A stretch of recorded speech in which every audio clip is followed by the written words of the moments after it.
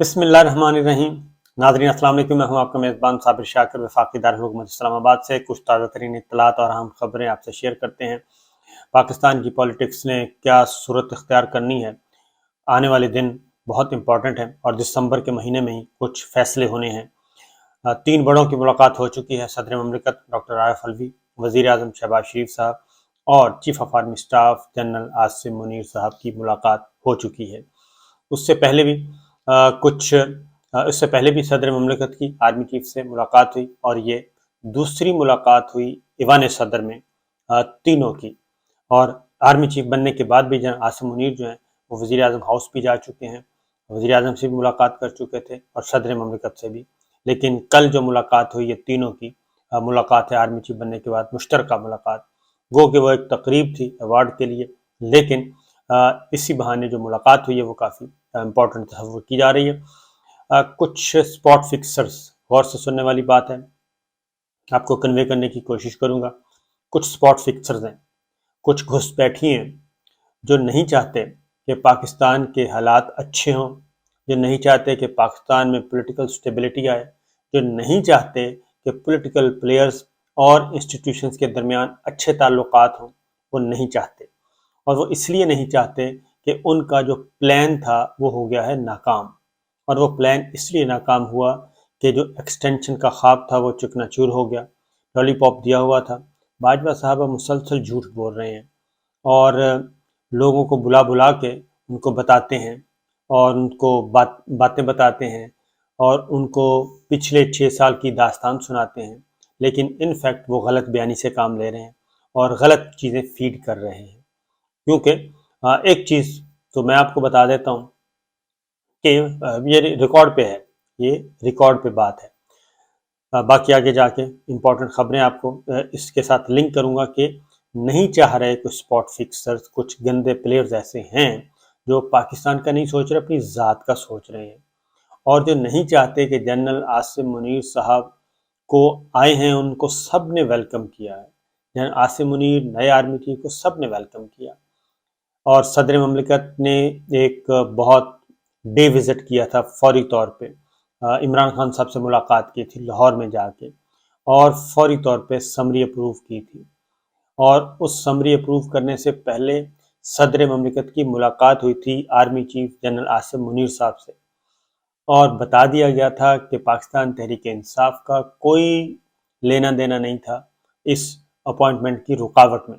یہ سارے کا سارا معاملہ تھا باجوہ صاحب کے بیچ میں، اور ان کے ساتھ تھے 3 لوگ جو دن رات ایک کیے ہوئے تھے کہ کسی طریقے سے ان کو ایکسٹینشن مل جائے، وہ ایکسٹینشن مل نہیں سکی۔ پھر انہوں نے 2-3 اور لوگوں کو لارا لگایا ہوا تھا باقاعدہ طور پہ کہ میں آپ کو آرمی چیف بنوا دوں گا، وہ بالکل جھوٹا لارا تھا، اس لیے اس ہاتھ سے بھی گئے۔ اب معاملہ ایک پہلے واقعہ سن لیں کہ یہ جو باجوہ صاحب نے کہا ہے کہ جی مجھے عمران خان صاحب یعنی کہ پرائم منسٹر آف پاکستان مجھے باس کہتے تھے، اس سے بڑا جھوٹ کوئی اور ہو نہیں سکتا۔ یہ باجوہ صاحب نے ہمیں خود بتایا ہے، اور مجھے نہیں بتایا بلکہ پوری بھری محفل میں ہمیں انڈیویجول بھی بتایا، اور ایک اور آف دا ریکارڈ بریفنگ بھی، اس میں بھی بتایا۔ انہوں نے کہا، بلکہ یہ سارے کا قصہ سنایا کہ میں پہلے نواز شریف صاحب سے ملا، ان کو سیلوٹ کیا کہ سر میں بالکل ایسا کوئی تاثر نہیں ہے کہ ہم سیلوٹ نہیں کرتے، میں سیلوٹ کر رہا ہوں، اور آپ اپنا کام کریں گے میں اپنا کام کروں گا، ٹھیک ہے جی۔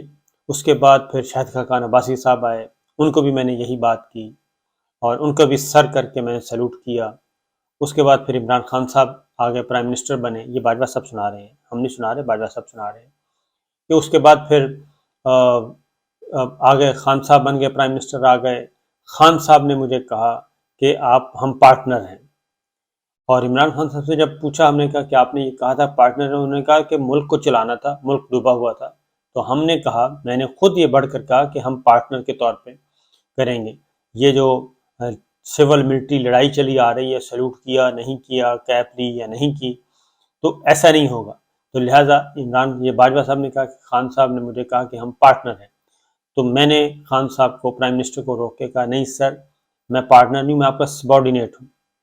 تو یہ تو باجوہ صاحب نے خود سنایا ہے کہ اب وہ انہوں نے ایک باس کا گھڑ لیا کہ مجھے باس کہتے تھے. خان صاحب پرائم منسٹر آف پاکستان، کوئی بھی پرائم منسٹر، گیا سے گیا گزرا پرائم منسٹر بھی وہ یہ کام نہیں کرتا. اس لیے اب وہ اصل میں ہو کیا رہا ہے؟ ہو یہ رہا ہے کہ باجوہ صاحب اور ان کے ساتھ جو لوگ ہیں وہ یہ کر رہے ہیں کہ جو لائک مائنڈڈ ہیں، یعنی کہ جو اینٹی تھے، ان کے اینٹی باجوہ تھے اور پرو پی ایم ایل این تھے اور پرو پیپلز پارٹی تھے، ان کو بلواتے ہیں اور ان کے ساتھ خوش گپیاں لگاتے ہیں، پھر اس طرح کے چٹکلے چھوڑتے ہیں، اور اس کے بعد پھر میدان میں ظاہر ہے جب آپ کسی جرنلسٹ سے ملیں گے، اس کے ساتھ گفتگو کریں گے تو اس نے آگے رپورٹ کرنا ہی کرنا ہے. یہ جرنلسٹ کا قصور نہیں ہوتا، اس نے تو رپورٹ کرنا ہے جیسے ہم رپورٹ کرتے تھے. تو بہرحال یہ باجوہ صاحب مسلسل ایک غلط بیانی سے کام لے رہے ہیں اور ایک غلط پھیلا رہے ہیں. اس کی ریزن بہت بڑی ریزنز ہیں. اب آتے ہیں عاصم منیر صاحب کی طرف. نئے آرمی چیف ہیں، بڑے ہمبل ہیں، حافظ قرآن ہیں، ڈی جی ایم آئی رہ چکے ہیں، ڈی جی آئی ایس آئی رہ چکے ہیں. اگر کوئی ان کو انڈر ایسٹیمیٹ کر رہا ہے تو میرا خیال ہے کہ وہ اس سے بڑا کوئی بیوقوف نہیں ہوگا کہ ان کو کوئی انڈر ایسٹیمیٹ کرے اور بیوقوف بنانے کی کوشش کرے. لیکن بہرحال باقیات ہر جگہ ہوتی ہیں اور وہ باقیات جو ہیں وہ اپنا اور باقیات کے اصل والے بھی اگر اسی شہر میں بیٹھے ہوں تو باقیات زیادہ تکڑی ہو جاتی ہیں اور باقیات کے پل پرزے نکلتے ہیں. تو یہ جو پر پرزے نکلے ہوئے ہیں یہ اسی طریقے سے ہو رہا ہے. بہرحال چیز معاملہ یہ ہے جی کہ ایک طرف تو بہت ہی معاملات چل رہے ہیں اچھے اور معاملات اس لیے اچھے چل رہے ہیں کہ پاکستان کی اکانومی کی حالت بہت خراب ہے اور پاکستان کو اسٹیبلٹی کی طرف لے کے جانا ہے. اور جب سے دوسری بات یہ ہے کہ باجوہ صاحب کے زمانے میں بھی D G I S P R اور D G I S I نے ایک پریس کانفرنس کی تھی، بڑی لمبی چوڑی پریس کانفرنس کی تھی. اس وقت کی تھی جب شہید ارشد شریف کا جسد خاکی ان کے گھر سے نکلا اور فیصل مسجد کی طرف جا رہا تھا. اس دوران یہ پریس کانفرنس ہوئی تھی. اس میں ایک اناؤنس کر دیا گیا کہ جی ہمارا کوئی سیاست سے تعلق نہیں ہے. تو اب اگر سیاست سے تعلق نہیں ہے، اگر دونوں کی اسحاق ڈار صاحب یعنی کہ پی ایم ایل این اور پاکستان تحریک انصاف کی بات چیت شروع ہو چکی ہے اور وہ بڑی ہی تواتر کے ساتھ ہو رہی ہے، تو پھر آخر کیا وجہ ہے کہ چودھری پرویز الہی صاحب کو اور دیگر چھوٹے گروپس کو بلا کے جہاں عاصم منیر صاحب یہ کام نہیں کر رہے، I S P R headquarter یہ کام نہیں کر رہا، جی ایچ کو یہ کام نہیں کر رہا، ایک پورشن ہے وہ یہ کام کر رہا ہے. وہ بلا کے ملاقاتیں کیوں کر رہے ہیں؟ ایک اوپنلی ڈسکشن چل رہی ہے، اوپنلی مذاکرات چل رہے ہیں. ڈار صاحب مل چکے ہیں 5 دفعہ پریزیڈنٹ آف پاکستان سے. تو پھر اگر وہ بیانیاں جو پریس کانفرنس میں بیٹھ کے کیا گیا تھا تو اب پھر اس کو انڈو کیوں کیا جا رہا ہے؟ کیا کوئی پالیسی تبدیل ہو گئی ہے؟ یہ پالیسی کس نے تبدیل کروائی؟ تو یہ مشکلات کھڑی کی جا رہی ہیں اور مشکلات اسی لیے کھڑی کی جا رہی ہیں کوئی نہ کوئی گڑبڑ ہو. اور اس کی وجہ ہے کہ جب ریئیکشن آئے گا تو ریئیکشن کس طرف جائے گا؟ ریئیکشن جائے گا سیدھا پنڈی کی طرف. اور اس لیے یہ چیزیں اندر ہی اندر کھچڑی سی پک رہی ہے. اور اسی طریقے سے ڈاکٹر شہباز گل، اسی طریقے اعظم سواتی صاحب، ان کے خلاف بھی مقدمات باز ہی نہیں آ رہے. بعض مقدمات پہ مقدمات بن رہے ہیں، سپریم کورٹ آف پاکستان میں کیسز چل رہے ہیں، ہائی کورٹس پہ کیسز چل رہے ہیں، لیکن نہیں. اسی طریقے سے ایک اور گواہی آ گئی ہے، میں آپ کو بتا دیتا ہوں. فروغ نسیم صاحب ہمارے بہت اچھے دوست، لا منسٹر رہے، ایم کیو ایم کی طرف سے سینیٹر تھے، لیکن ایم کیو ایم نے کہا کہ جی ہمارا یہ کوٹا نہیں تھا، ہم نے ان کو نامینیٹ نہیں کیا تھا کابینہ کے لیے. یہ ایم کیو ایم کا پورے 3.5 سال یہی اعتراض رہا ہے. اس دوران فروغ نسیم صاحب نے استعفیٰ بھی دیا اور جسٹس قاضی فائز عیسی صاحب کا کیس بھی لڑا. تو فروغ نسیم صاحب کو جو عمران خان صاحب کو کہہ کے جو منسٹر، کیونکہ ایم کیو ایم کے منسٹر وہ نہیں تھے لیکن ان کو منسٹر بنانا تھا، تو وہ باجوہ صاحب نے کہا تھا، وہاں سے ان کی پرچی آئی تھی کہ جناب فروغ نسیم صاحب، اس میں کوئی شبہ نہیں کہ وہ بہت ہی قابل ہیں اور اپنے پروفیشن کے ایکسپرٹ ہیں، لیکن وہ اس کوٹے سے تھے، ایم کیو ایم کے کوٹے سے نہیں تھے. تو لہٰذا اور فروغ نسیم صاحب نے اس کا بتا بھی دیا کہ جی بالکل میرے اچھے تعلقات تھے باجوہ صاحب کے ساتھ، اس میں کوئی شک نہیں ہے، ان کے تعلقات تھے. اور انہوں نے کہا کہ میرے تعلقات تھے لیکن ہم سیاسی گفتگو نہیں کرتے تھے. جب پھر ساتھ انہوں نے یہ بھی کہا کہ ہماری جب یہ معاملہ چل رہا تھا عدم اعتماد کا تو باجوہ صاحب نے ہمیں کہا تھا کہ آپ خود فیصلہ کریں، لیکن ہمارے پاس اس کے بالکل دوسری اطلاع ہے، کیونکہ ایم کیو ایم کے جو باقی لوگ ہیں وہ بتا چکے تھے پاکستان تحریک انصاف کے لوگوں کو کہ ہم مجبور ہیں اور ہمیں ادھر بھیجا جا رہا ہے. یہ ایم کیو ایم کے لوگوں نے خود پرائم منسٹر اس وقت عمران خان صاحب کو بتایا تھا کہ مجبوری کیا ہے، تو انہوں نے مجبوری بتا دی تھی. یہی کام بی اے پی کے ساتھ ہوا تھا، تو لہٰذا یہی شاہزین بگٹی کے ساتھ ہوا تھا. ان سب کو ایک ایک کر کے یہ بندے اس وقت پورے کیے گئے تھے. تو بہرحال فروغ نسیم صاحب نے بھی اس بات کا بتا دیا ہے. ایک اور چیز، تو باجوہ صاحب کو اصل میں یہ کیوں کھیل خراب کرنا چاہ رہے ہیں، اصل پرابلم یہ ہے کہ یہ کھیل خراب کیوں کرنا چاہ رہے ہیں.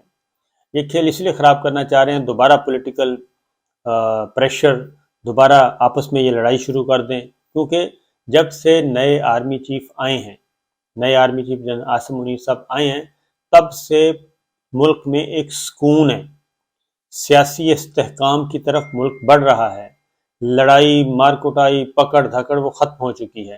لیکن پیرالل جو ہے وہ یہ سارے کام کہیں اور سے ہو رہے ہیں، کہیں اور سے یہ کام ہو رہے ہیں، اور میسج یہ جا رہا ہے کہ جناب پتہ نہیں کیا میسج آ رہا ہے. بہرحال اسی لیے چودھری پرویز الہی صاحب نے اور مونس الہی صاحب نے جو کی بہت زیادہ بریکنگ نیوز تھی باجوہ صاحب کے حوالے سے، تو مسلم لیگ نواز نے بلاخر ڈیمانڈ کر دی ہے، اور یہ ڈیمانڈ خرم دستگیر صاحب کی طرف سے آئی ہے. فیڈرل منسٹر ہیں خرم دستگیر صاحب، کابینہ کا حصہ ہیں، نواز شریف صاحب کے بہت قریب ہیں. انہوں نے ٹی وی پہ آ کے یہ کہہ دیا ہے کہ جنرل قمر جاوید باجوہ نے جو کچھ کیا، یعنی کہ چودھری پرویز الہی صاحب کے ساتھ انہوں نے کہا تھا کہ آپ چلے جائیں پاکستان تحریک انصاف کی طرف، آپ یہ کر دیں، تو انہوں نے کہا یہ تو آرٹیکل 244 کی خلاف ورزی ہے، یعنی کہ انہوں نے اپنے حلف کی خلاف ورزی کی ہے آرٹیکل 244 کے تحت باجوہ صاحب نے. لہٰذا باجوہ صاحب آئیں اور آ کے وضاحت کریں کہ وہ یہ کیوں کام کر رہے تھے، پولیٹیکل انجینئرنگ اور پولیٹیکل مینجمنٹ کا کیوں کام کر رہے تھے بطور آرمی چیف. تو انہوں نے یہ دوبارہ ڈیمانڈ کر دی ہے اور انہوں نے بتا بھی دیا ہے. تو یہ چیزیں جو ہیں اس طرف جا رہی ہیں، کیونکہ میرے پاس جو اطلاع ہے وہ بڑی کنفرم اطلاع ہے، اور وہ یہی ہے کہ باجوہ صاحب کے خلاف جو میٹیریل تیار کیا جا رہا ہے، ٹاسک دے دیا گیا ہے. اب وہ کب ہوتا ہے جی، میچور کب ہوتا ہے، یہ سارا پروسیس کب شروع ہوتا ہے، یہ تو اب گورنمنٹ کو پتہ ہے. اور ہو سکتا ہے گورنمنٹ یہ بھی ہو سکتا ہے جیسے این آر او ہو جاتے ہیں، این آر او 2 چل رہا ہے، اسی طریقے سے این آر او ان کو بھی دے دیا جائے اور معاملات کو دبا دیا جائے. لیکن مجھے لگتا نہیں ہے کہ معاملات دبائے جائیں گے، کیونکہ نواز شریف صاحب سخت ناراض ہیں اس معاملے پر کہ ایک بار پھر وہ کہتے ہیں کہ انٹرفیئر کیا جا رہا ہے اور یہ باقیات والے جو ہیں وہ کر رہے ہیں. تو یہ ساری چیزیں ہو رہی ہیں، تو دیکھنا یہ ہے کہ معاملات کیا ہوتے ہیں. اسی لیے خان صاحب کو بھی ان کو بھی پریشر میں ڈالنے کے لیے وہ آڈیو لیکس دی جا رہی ہیں. آڈیو لیکس گورنمنٹ کے پاس تو نہیں ہے، آڈیو لیکس کن کے پاس ہیں؟ آڈیو لیکس انہی کے پاس ہیں جو یہ ریلیز کر رہے ہیں، اور یہ واٹس ایپ کے ذریعے لوگوں کو بھیجا جا رہا ہے، اور بھی کافی کچھ ہو رہا ہے. تو میرا خیال ہے کہ یہ معاملات آگے بڑھ کے اس طرح چلنے والے نہیں ہیں. پھر ایک اور خبر بھی آپ کو بتا دوں کہ ڈیلی میل والی خبر چل رہی ہے. تو ڈیلی میل کا جو ایکچوئل پوائنٹ ہے جی وہ یہی ہے کہ انہوں نے ایک پورشن جو نیب سے متعلق تھا، اس میں نیب، آپ کو پتہ ہے نیب آرڈیننس بھی تبدیل ہو چکا ہے، گورنمنٹ بھی تبدیل ہو چکی ہے، نیب اس وقت فیڈرل گورنمنٹ کے کنٹرول میں ہے. تو نیب کی طرف سے جو چٹھی کسی عدالت میں جائے گی تو عدالت نے اس چٹھی کو ہی تسلیم کرنا ہے. تو نیب نے یہ چٹھی بھیجی، ان سے پوچھا گیا تھا کہ کوئی کیسز ہیں پینڈنگ، انہوں نے کہا کہ نہیں ہے. کوئی سزا ہوئی، انہوں نے کہا نہیں ہے. لہٰذا یہ ہوا بالکل اسی طریقے سے جیسے ماضی میں بھی ہوتے رہتے ہیں اس طرح کے معاملات. تو ابھی سزا نہیں ہوئی تھی، کوئی کیس پینڈنگ نہیں تھا، کیونکہ کیس جو پینڈنگ تھے وہ سارے نکال دیے گئے. وہ سارے نکالنے کے بعد اس کے بعد کہا گیا کہ کوئی کیس نہیں. لہٰذا اس رپورٹ کی بنیاد پہ عدالت نے ڈیلی میل کی طرف سے اس پورشن پہ انہوں نے معذرت کی ہے. باقی تو کیس چل رہا ہے اور آگے جا کے دیکھتے ہیں کیا صورتحال اختیار کرتے ہیں. اجازت دیجیے. اللہ حافظ.